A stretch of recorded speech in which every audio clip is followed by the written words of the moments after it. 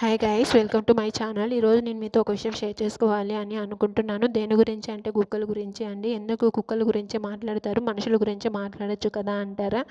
మనుషులతో పోలిస్తే కుక్కలు చాలా చాలా బెస్ట్ అని నా ఉద్దేశం అండి.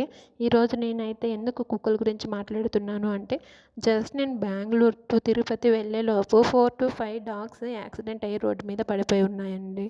అందుకే ఎందుకు యాక్సిడెంట్ మూగ జంతువులకి చేయాలండి?